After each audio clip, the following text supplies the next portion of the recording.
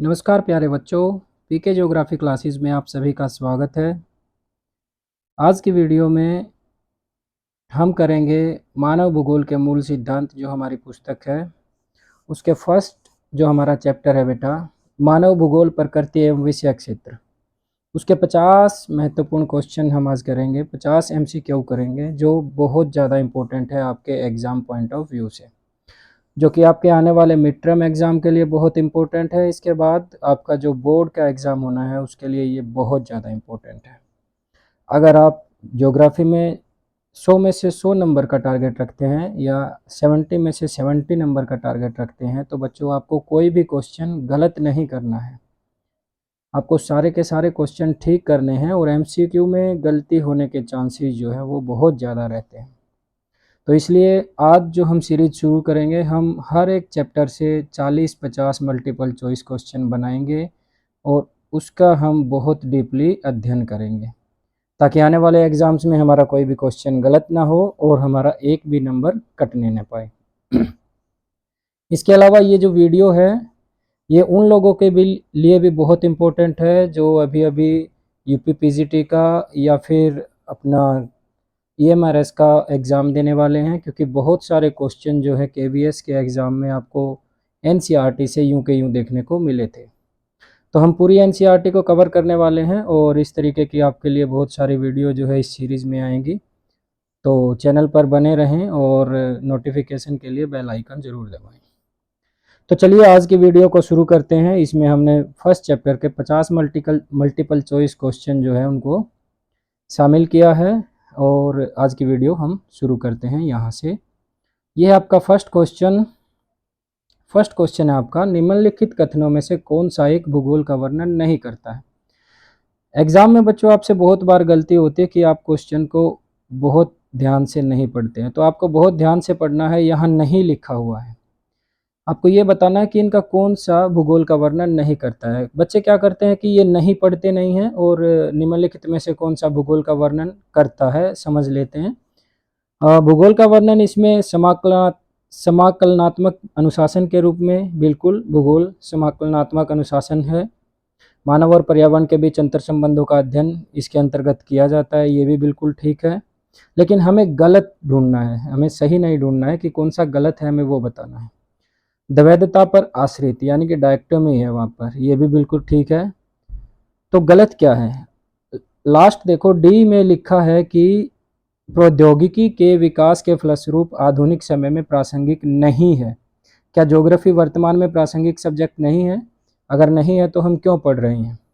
इसका मतलब वर्तमान में एक प्रासंगिक सब्जेक्ट है, ज्योग्राफी एक प्रासंगिक विषय है। तो गलत जो होगा इनमें से, जो नहीं होगा, यानी कि हमारा जो सही आंसर होगा वो होगा आपका डी। अगला जो क्वेश्चन है बच्चों, उसमें आपसे पूछा गया है कि निम्नलिखित में से कौन सा एक भौगोलिक सूचना का स्रोत नहीं है। तो दिए गए 4 ऑप्शन में से हमें ये बताना है कि भौगोलिक सूचना का स्रोत कौन सा नहीं है। यात्रियों के विवरण, प्राचीन मानचित्र, चंद्रमा से चट्टानी पदार्थों के नमूने या प्राचीन महाकाव्य। तो इनमें से प्राचीन महाकाव्य जो है वो आपके भौगोलिक सूचना के स्रोत नहीं है। तीसरे क्वेश्चन की जो बात करते हैं उसमें पूछा गया है कि निम्नलिखित में से कौन सा एक लोगों और पर्यावरण के बीच अन्योन्य क्रिया का सर्वाधिक महत्वपूर्ण कारक है। तो आपको मानव एवं पर्यावरण के बीच में जो अन्योन्य क्रिया है उसको हम मानव पर्यावरण संबंध भी कहते हैं। तो उनके निर्धारित करने का सबसे महत्वपूर्ण कारक कौन सा है, हमें ये बताना है। तो हमें पता है कि यहाँ प्रौद्योगिकी या टेक्नोलॉजी जो है वो मानव पर्यावरण के संबंधों को सबसे ज़्यादा प्रभावित करता है। पर्यावरण प्रौद्योगिकी ही जो है वो मानव पर्यावरण के संबंधों को अलग अलग तरीके से बांटता है, जैसे कि आपका निश्चयवाद, नवनिश्चयवाद या संभववाद। तो इस प्रकार मानव पर्यावरण के संबंध जो है एक बहुत महत्वपूर्ण टॉपिक है, जहां मल्टीपल चॉइस से लेकर के बड़े क्वेश्चन तक आपको देखने को मिलेंगे, तो उसको आप बड़े अच्छे से याद कर लेना। अगला जो क्वेश्चन है वो आपका है कि निम्नलिखित में से कौन सा एक मानव भूगोल का उपागम नहीं है। आपको मानव भूगोल की अप्रोच की एक टेबल एनसीईआरटी के अंदर दी गई है, हमें ये बताना है कि उपागम कौन सा नहीं है। देख लो बच्चों, बार बार नहीं जो है वो बार बार आपके क्वेश्चन में देखने को मिल रहा है। तो आपको बड़े ध्यान से पढ़ना है कि क्वेश्चन में पूछा क्या गया है। अक्षेत्रीय विभिन्नता ये बिल्कुल है, एक अप्रोच थी हमारी किसी टाइम पर। उसके बाद स्थानिक संगठन, ये भी एक अप्रोच के रूप में हमने पढ़ा। अन्वेषण और वर्णन भी जो है हमने एक अप्रोच के रूप में पढ़ा। लेकिन मात्रात्मक क्रांति जो है वो इसका पार्ट थी, लेकिन वो अप्रोच नहीं थी। तो इसका सही आंसर जो है वो होगा आपका मात्रात्मक क्रांति। एनसीईआरटी में पूरी एक टेबल दी गई है कि कौन कौन से उपागम थे, तो आप उसको बिल्कुल डिटेल से वहाँ पर जा कर के पढ़ सकते हैं। फिर उन्हीं अप्रोच से संबंधित कि मानव भूगोल का कौन सा एक उपागम नहीं है। फिर उपागम नहीं है, यहाँ ध्यान रखना कि नहीं है पूछा गया। अन्वेषण विवरण अभी हमने पढ़ा कि है। सबसे लास्ट में जो आया था भूगोल में उदार आधुनिकवाद, ये भी है। अक्षेत्रीय विभेदन, ये भी है। प्रकृति का मानवीकरण, ये नहीं है, ये होगा आपका सही आंसर। ये मानव और प्रकृति के बीच में संबंधों का अध्ययन है, न कि ये कोई अप्रोच है। अगला क्वेश्चन है कि निम्नलिखित में से किस भूगोलवेता का संबंध, यहाँ देखो कि क्या लिखा है, संभववाद से है। तो आपको बताना संभववाद से। और संभववाद हमें पता है कि संभववाद जो विचारधारा है वो फ्रांस से आई थी, और यहाँ विडाल डी लाब्लास जो है वो संभववाद से संबंधित था। रेटजेल, एलन चर्चिल सैंपल, ये सब जो हैं आपके निश्चयवाद से संबंधित थे। अगले क्वेश्चन की अगर हम बात करें तो अगला क्वेश्चन है आपका, निम्नलिखित कथनों का अध्ययन कीजिए तथा दिए गए विकल्पों से उचित विकल्प चुनिए। जो आपको कुछ दो कथन दिए गए हैं और नीचे 4 ऑप्शन दिए हैं, तो आपको सही चुनना है कि कौन सा सही है। ये बोलता है कि भौतिक भूगोल भौतिक पर्यावरण का अध्ययन है, ये बिल्कुल सही बात है। जब हम फिजिकल ज्योग्राफी के बारे में 11वीं में पढ़ते हैं तो यही उसकी डेफिनेशन भी हमने देखी थी। उसके बाद ये बोलता है कि मानव भूगोल भौतिक पर्यावरण और मानवीय जगत के बीच संबंधों का अध्ययन है, ये बिल्कुल सही बात है। तो इसका मतलब क्या हुआ कि हमारा आंसर हो जाएगा सी, ए और दो, वो 1 और 2 दोनों सही है। अगला जो क्वेश्चन है उसमें लिखा है कि मानव भूगोल की इस परिभाषा का संबंध किस भूगोलवेत्ता से है। मानव भूगोल अस्थिर पृथ्वी और क्रियाशील मानव के बीच परिवर्तनशील संबंधों का अध्ययन है। ये क्वेश्चन बहुत ज़्यादा इम्पोर्टेंट है बच्चों, आपका एग्ज़ाम में पूछा जाता है। उसके अलावा अभी जो केवीएस का एग्ज़ाम हुआ था वहाँ ये क्वेश्चन पूछा गया है। 2021 में जो आपका पीजीटी यूपी का एग्ज़ाम हुआ था वहाँ भी ये क्वेश्चन पूछा गया था। 12वीं में भी ये बार बार क्वेश्चन पूछा जाता है। तो 3 डेफिनेशन जो आपकी मानव भूगोल की बुक में दी गई है, रेटजेल की, हंटिंगटन की और एलन चर्चिल सैंपल की, विडाल डी लाब्लास की भी आपको दी गई है। आपको ये सब डेफिनेशन याद कर लेनी है, लेकिन उनमें सबसे इम्पोर्टेंट जो डेफिनेशन है वो है यही, मानव भूगोल अस्थिर पृथ्वी और क्रियाशील मानव के बीच परिवर्तनशील संबंधों का अध्ययन है। और ये डेफिनेशन दी किसने थी, ये दी थी आपकी एलन चर्चिल सैंपल ने। तो बी इसका आंसर हो जाएगा। अगला क्वेश्चन देखते हैं। विकास की आरंभिक अवस्था में मानव प्रकृति की सुनता था, उसकी प्रचंडता से भयभीत था और उसकी पूजा करता था। यह कथन मानव भूगोल की किस विचार, देख लो इसमें साफ साफ दिखाया गया है कि प्रकृति जो है वो मानव के ऊपर हावी थी और मानव जो है एक डरपोक की तरह प्रकृति को मानता था। तो निश्चय ही ये निश्चयवाद था। क्या था, निश्चयवाद। तो इसका आंसर होगा ए, आपका निश्चयवाद। अगले क्वेश्चन की अगर हम बात करें तो अगला क्वेश्चन है ये आपका अगला क्वेश्चन, जिसमें कि ना तो नितांत की आवश्यकता है और ना ही नितांत स्वतंत्रता की दशा है, यानी कि मध्यस्थता की हमें स्थिति देखनी है। ना तो हमारे ऊपर बंदिशें हैं, ऐसी कोई हमारे ऊपर प्रकृति ने कोई चीज़ थोप नहीं रखी है, और ना ही हम पूर्ण रूप से स्वतंत्र हैं। तो जो बीच का रास्ता था वो क्या है, उपरोक्त संकल्पना किस विचारधारा का समर्थन करती है। तो हमने देखा था बीच का जो रास्ता था वो था आपका रुको और जाओ निश्चयवाद या फिर नवनिश्चयवाद। और नवनिश्चयवाद की विचारधारा सभी को पता है किसने दी थी, ग्रिफिथ टेलर ने। निश्चयवाद आपका रेटजेल ने दिया था और संभववाद से संबंधित थे आपके विडाल डी लाब्लास। अगला क्वेश्चन देखो वही आ गया जो मैं अभी बता रहा था आपको कि भूगोलवेत्ता ग्रिफिथ टेलर का संबंध किस विचारधारा से है। तो ग्रिफिथ टेलर का संबंध किस विचारधारा से है? नवनिश्चयवाद से। अगला क्वेश्चन अगर हम देखते हैं तो अगला क्वेश्चन है, निम्नलिखित कथनों का अध्ययन कीजिए तथा उपयुक्त कथनों में से सही कथन का चुनाव कीजिए। या इसको अगर हम अथवा में लें तो निम्न में से कौन सा कथन सही है। आपको जो 4 कथन दिए गए हैं उनमें से आपको ये बताना है कि इनमें कौन सा सही है। नंबर 1, भू आकृति विज्ञान मानव भूगोल की एक शाखा है। बिल्कुल गलत। भू आकृति विज्ञान जो है वो भौतिक भूगोल की एक शाखा है। रेटजल ने नवनिश्चयवाद की विचारधारा का प्रतिपादन किया। नहीं, रेटजल ने निश्चयवाद की विचारधारा का प्रतिपादन किया, जबकि नवनिश्चयवाद जो है वो ग्रिफिथ टेलर ने दिया था। तो ये भी गलत है, ये भी गलत है। सी है, प्रौद्योगिकी किसी समाज के सांस्कृतिक विकास के स्तर का सूचक है। ये बिल्कुल सही है। हमने पढ़ा था कि प्रौद्योगिकी के द्वारा ही मानव और पर्यावरण के संबंधों में बदलाव आता है और उन्हीं संबंधों से सांस्कृतिक विकास का स्तर जो है वो निर्धारित होता है। इसके अलावा अगर हम डी भी देखना चाहें तो मानव द्वारा विशाल नगरीय प्रसार निश्चयवाद का सूचक है। बिल्कुल नहीं, ये तो बिल्कुल गलत है। ये तो आपका संभववाद या नवनिश्चयवाद के अंतर्गत तो आ सकता है, लेकिन निश्चयवाद के अंतर्गत ये नहीं आएगा। तो सी आपका राइट आंसर है। सही उत्तर है आपका सी, प्रौद्योगिकी किसी समाज के सांस्कृतिक विकास के स्तर को का सूचक है। अगले क्वेश्चन की अगर हम बात करें तो आपको बताना है कि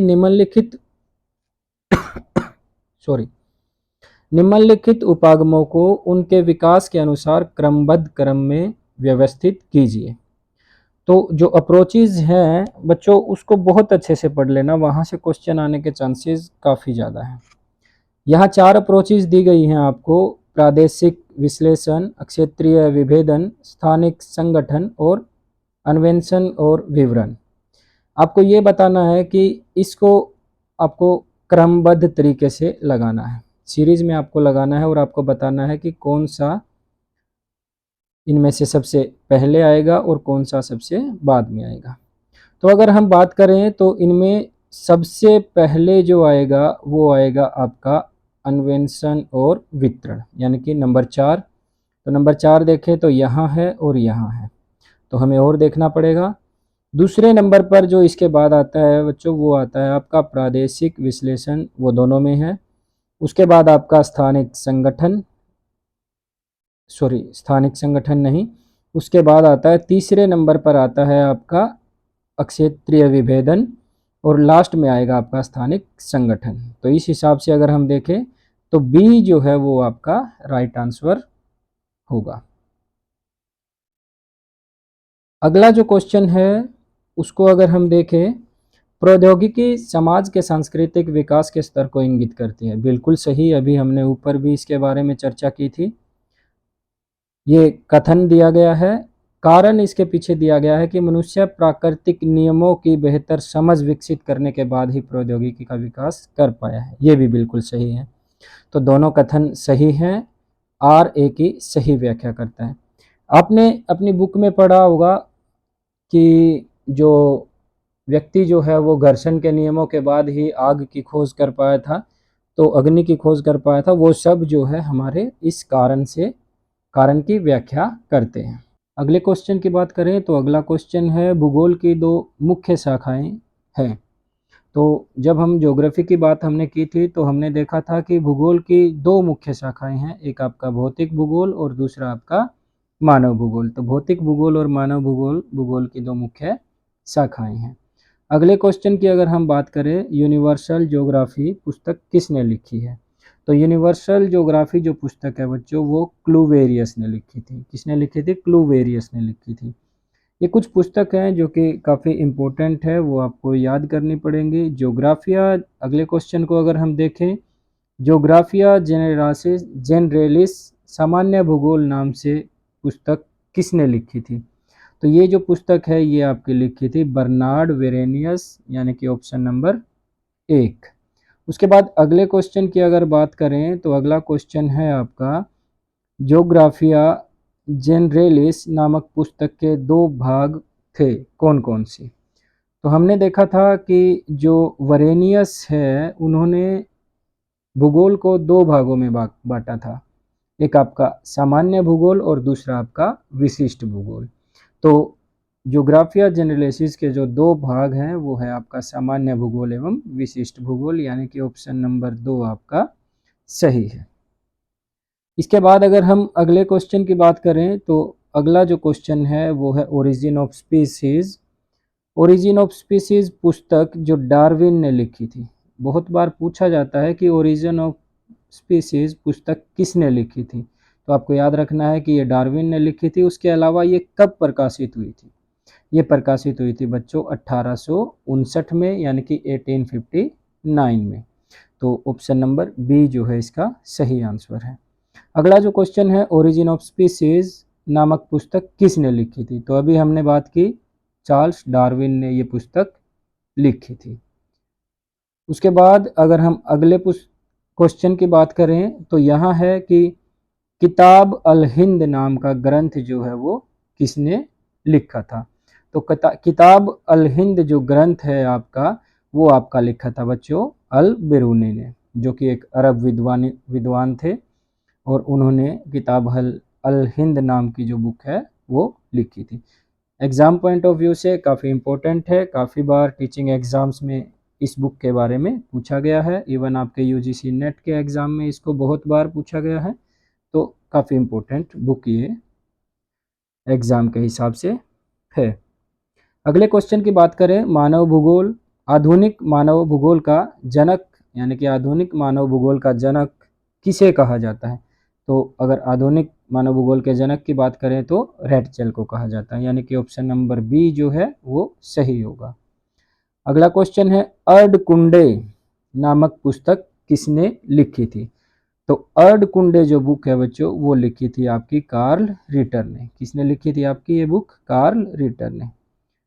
अगले क्वेश्चन की अगर हम बात करें तो आपका क्वेश्चन है कि प्रिंसिपल डी ज्योग्राफी ह्यूमन नामक पुस्तक किसने लिखी, अगर इसका इंग्लिश अनुवाद करें तो बनेगा प्रिंसिपल ऑफ ह्यूमन ज्योग्राफी पुस्तक किसने लिखी, तो यह जो बुक है वो लिखी थी आपकी विडाल डिला ब्लास ने। किसने लिखी थी ये बुक आपकी, विडाल डिला ब्लास ने। ऑप्शन नंबर बी आपका सही आंसर होगा। अगले क्वेश्चन की अगर हम बात करें तो अगला क्वेश्चन है आपका भूगोल के अध्ययन के लिए मानव भूगोल कब एक विशेष शाखा के रूप में, यानी कि मानव भूगोल जो है एक विशेष शाखा के रूप में उभरा, कब उभरा। ऑप्शन की अगर हम बात करें 19वीं शताब्दी के उत्तरार्ध में, 19वीं शताब्दी के पूर्वार्ध में, 15वीं शताब्दी के से 18वीं शताब्दी तक, या 21वीं शताब्दी, तो इसका राइट आंसर होगा ऑप्शन नंबर बी 19वीं शताब्दी के पूर्वार्ध में। अगला जो क्वेश्चन है आपका वो क्वेश्चन है मानव भूगोल क्रियाशील मानव एवं अस्थिर पृथ्वी के बीच परिवर्तनशील संबंधों का अध्ययन है। यह डेफिनेशन किसने दी है, तो इसके बारे में हम पहले भी बात कर चुके हैं। ये जो डेफिनेशन दी है वो दी है कुमारी एलन चर्चिल सैंपल ने, जो कि बहुत इंपॉर्टेंट क्वेश्चन है। अगला जो क्वेश्चन है मानव भूगोल का उद्भव कब भौगोलिक अध्ययन की एक विशेष शाखा के रूप में हुआ, तो 19वीं शताब्दी के उत्तरार्ध की अगर हम बात करते हैं तो वो आपका राइट आंसर होगा। अगले क्वेश्चन की बात करें तो अगला क्वेश्चन है निम्नलिखित में से कौन सा मानव भूगोल का उप क्षेत्र नहीं है, तो मानव भूगोल के उप क्षेत्र की बात चल रही है। व्यवहारिक भूगोल है, राजनीतिक भूगोल मानव से संबंधित है, यानी कि ये भी ठीक है। सामाजिक भूगोल ये भी मानव से संबंधित है, ठीक है। भौतिक भूगोल जो है वो इसका उपक्षेत्र नहीं है। भौतिक भूगोल अलग ब्रांच है, मानव भूगोल जो है वो अलग ब्रांच है। अगला जो क्वेश्चन है मानव भूगोल एक मुख्य शाखा है किसकी, मानव भूगोल एक मुख्य शाखा है, तो हमें ये बताना है कि मानव भूगोल जो है वो किस इनमें से किसकी मुख्य शाखा है, तो क्रमबद्ध भूगोल की मुख्य शाखा है। जब हम पढ़ते हैं कि क्रमबद्ध भूगोल को हम दो भागों में बांटते हैं, मानव भूगोल और भौतिक भूगोल, तो उस प्रकार अगर हम देखें तो मानव भूगोल जो है वो क्रमबद्ध भूगोल की एक मुख्य शाखा के रूप में आपको देखने को मिलेगी। अगला क्वेश्चन है मानव प्रकृति का दास है, यह कथन किस विचारधारा से संबंधित है, तो डेफिनेटली हमें पता होगा कि यह निश्चयवाद से संबंधित है, क्योंकि निश्चयवाद ही ऐसी विचारधारा है जो मानव को तुच्छ समझती है और उसे प्रकृति का दास समझती है।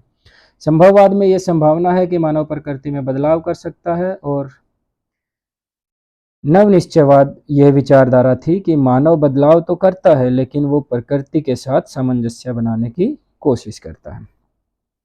अगले क्वेश्चन की अगर हम बात करते हैं तो अगला क्वेश्चन है आपका, निश्चयवाद के प्रबल समर्थक कौन लोग थे। तो आपने देखा होगा कि हमने जब बात की थी तो निश्चयवाद जो है एक जर्मन विचारधारा थी। तो जर्मन भूगोलवेत्ता जिसमें आपका रेटजेल जो है वो इसका प्रवर्तक माना जाता है निश्चयवाद का। तो जर्मन भूगोलवेत्ता जो थे वो इसके प्रबल समर्थक जो है माने गए हैं। अगला क्वेश्चन है आपका, व्यवहारवाद किसने प्रस्तावित किया था। तो व्यवहारवाद की अगर हम बात करते हैं तो व्यवहारवाद जो है वो आपका गेस्टाल्ट संप्रदाय के जो विद्वान थे उन लोगों ने इसको प्रतिपादित किया था। अगला क्वेश्चन है आपका, निम्नलिखित में से कौन प्रत्यक्षवाद के समर्थक नहीं थे। प्रत्यक्षवाद यानी कि पॉजिटिविज्म, पॉजिटिविज्म का इनमें से कौन समर्थक नहीं था, हमें ये बताना है। तो पॉजिटिविज्म के जो समर्थक आपके नहीं थे वो थे आपके हंटिंगटन। हंटिंगटन जो है वो आपके निश्चयवाद के समर्थक थे, जो कि एक अमेरिकन ज्योग्राफर है। बाकी सब जो लोग हैं आपके BL जेबेरी, विलियम बुंगे, डेविड हार्वे, सब पॉजिटिविज्म के समर्थक विद्वान थे। अगला क्वेश्चन है, कल्याणपरक विचारधारा यानी कि आपकी रेडिकलिज्म, वेलफेयर जो अप्रोच है वो जो है उसके समर्थक कौन कौन थे, आपसे ये पूछा गया है। तो निश्चित तौर पर अगर हम देखें तो DM स्मिथ और डेविड हार्वे जो है वो कल्याणपरक विचारधारा के साथ जुड़े हुए थे। इसके बाद अगला क्वेश्चन है, कौन कहाँ क्या पाता है और कैसे। यह वाक्य किस विचारधारा का मूल बिंदु है। तो यह जो वाक्य है वो है आपका कल्याणपरक विचारधारा का के साथ आपका संबंधित था। इसके बाद हम देखते हैं कि अगला क्वेश्चन है, एलन चर्चिल सैंपल, जिसका हमने बार बार जिक्र किया कि वो किस देश से संबंधित है। तो वो संयुक्त राज्य अमेरिका से संबंधित है।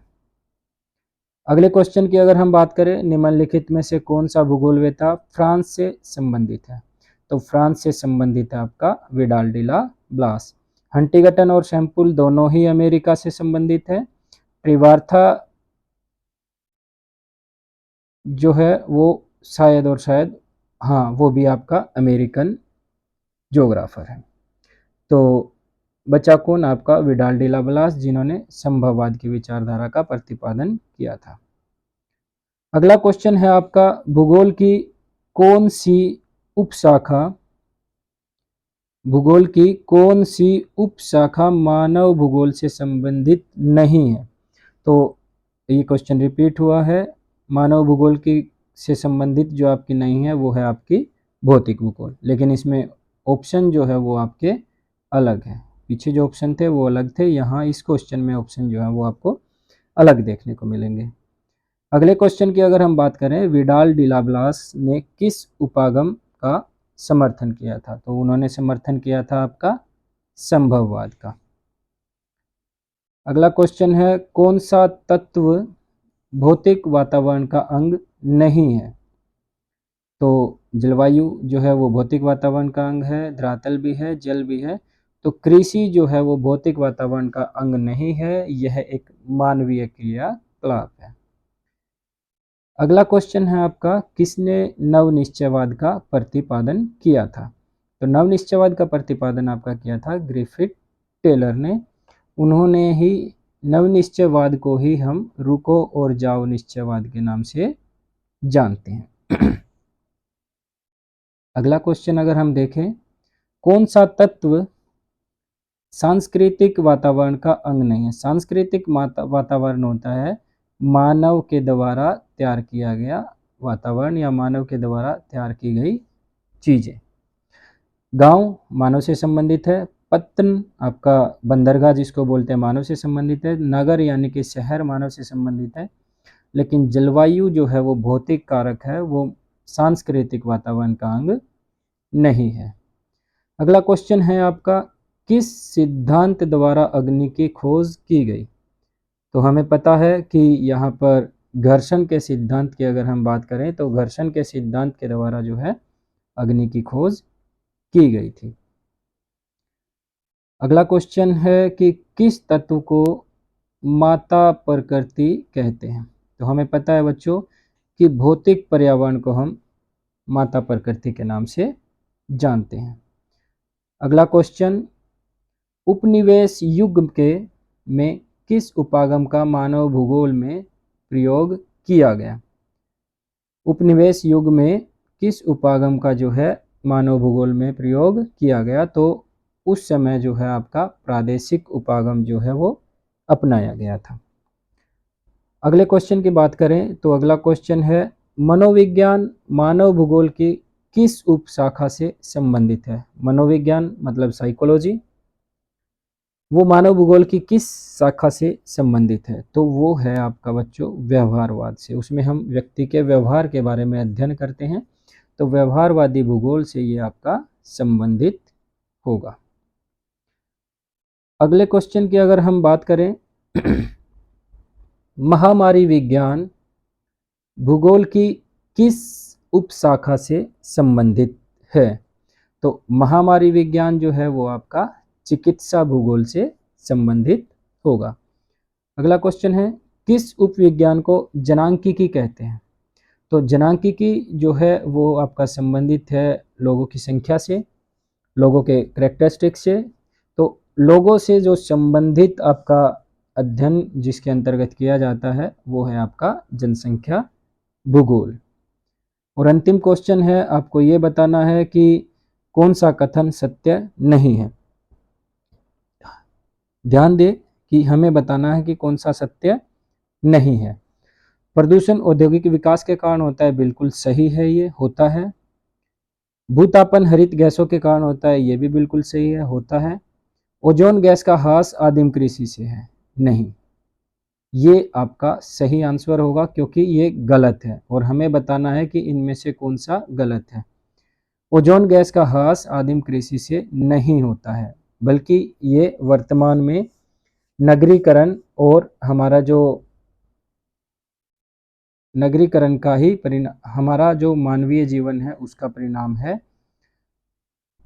अब अगर हम बात करें उपागम के बारे में, बच्चों मैं आपको बता रहा था कि उपागम जो है वो काफ़ी इम्पोर्टेंट है, बार बार एग्जाम में पूछे जाते हैं। तो एक बार हम कौन कौन से उपागम जो है ज्योग्राफी में किस समय अवधि में कौन से उपागम का द्वारा भूगोल का अध्ययन किया जाता था, एक बार उसको देख लेते हैं। सबसे पहला आपका आरंभिक उपनिवेश उपागम। आरंभिक उपनिवेश युग की अगर हम बात करें तो उस समय जो उपागम आया आपका अन्वेषण एवं विवरण का आया। उसके बाद उत्तर उपनिवेश युग, यानी कि उपनिवेश युग वो था जब हम लोग अंग्रेजों के अधीन थे। तो ये शुरुआती और ये जब खत्म होने के नज़दीक आया तब की बात करें तो इसकी अगर हम बात करें तो आप कह सकते हैं कि 19वीं सेंचुरी और ये आप कहें 20वीं सेंचुरी। तो शुरुआत में अन्वेषण और विवरण। उत्तर उपनिवेश काल की अगर हम बात करें तो प्रादेशिक विश्लेषण। तो इसको अगर क्रमबद्ध तरीके से पूछे कि समय के साथ कैसे बढ़ा है तो सीरीज आपको याद रखनी है। उसके बाद अंतर युद्ध अवधि की अगर हम बात करें, यानी कि प्रथम विश्व युद्ध के बाद और द्वितीय विश्व युद्ध के बीच तक, यानी कि 1930 का जो दशक था अगर हम उसकी बात करते हैं तो वो है आपका क्षेत्रीय विभेदन। उसके बाद 1950 और 1960 के बीच की अगर हम बात करें या 1960 के अंत तक की हम बात करें, तब जो उपागम भूगोल में अपनाया गया था वो था आपका स्थानिक संगठन। 1970 की बात करें तो यहाँ पर 3 उपागम आपको देखने को मिलेंगे, आपका मानवतावादी, आमूलचूल या व्यवहार और व्यवहारवादी। तो 3 उपागम इस समय आए, मानवतावादी, आमूलचूल या आपका व्यवहारवादी। मानवतावादी को ह्यूमनिस्टिक अप्रोच बोलते हैं आमूल-चूल को हम रेडिकल अप्रोच बोलते हैं और व्यवहारवादी को हम बिहेवियरलिज्म बोलते हैं। 1990 के दशक की बात अगर हम करें तो हम देखते हैं कि 1990 के दशक में भूगोल में उत्तर आधुनिक काल जो है वो अप्रोच आपको देखने को मिलती है। तो इस प्रकार अगर हम देखें तो सबसे पहले जो अप्रोच आई वो आई आपकी अन्वेषण और वितरण, और सबसे अंत में जो आई वो आई भूगोल में उत्तर आधुनिक काल। तो ये था बच्चों आपका फर्स्ट चैप्टर, जिसमें हमने आज 50 मल्टीपल चॉइस जो काफ़ी इम्पोर्टेंट है एग्ज़ाम पॉइंट ऑफ व्यू से, उनके बारे में पढ़ा। और बहुत इम्पोर्टेंट टॉपिक जो आपका अप्रोचेज से लेकर था मल्टीपल चॉइस से रिलेटेड, वो हमने देखा। तो वीडियो में अंत तक बने रहने के लिए आप सभी का बहुत बहुत धन्यवाद। आगे भी आप इसी तरीके से चैनल के साथ जुड़े रहें, क्योंकि हमने टारगेट बनाया है कि ज्योग्राफी में हमें 100 में से 100 नंबर आपके लेने हैं। 70 आउट ऑफ 70 एग्ज़ाम में हमें किसी भी हालात में लेने हैं, तो उसके लिए हमें कोई कमी नहीं छोड़नी है। और इस चैनल पर आपको वो सारी चीज़ें मिलेंगी जो आपको उस टारगेट को अचीव करने में मदद करेंगी। बाकी लोग जो पीजीटी की तैयारी कर रहे हैं, यूपी पीजीटी की या फिर अपना ईएमआरएस पीजीटी की, उन लोगों के लिए भी ये वीडियो या ये सीरीज़ जो है वो बहुत मददगार होगी। तो वीडियो में अंत तक बने रहने के लिए आपका बहुत बहुत धन्यवाद। और मेरी रिक्वेस्ट है कि बाकी लोग जिनको इसका लाभ मिल सकता है उन लोगों तक भी हमारे चैनल को पहुंचाने में मदद करें। Thank you so much.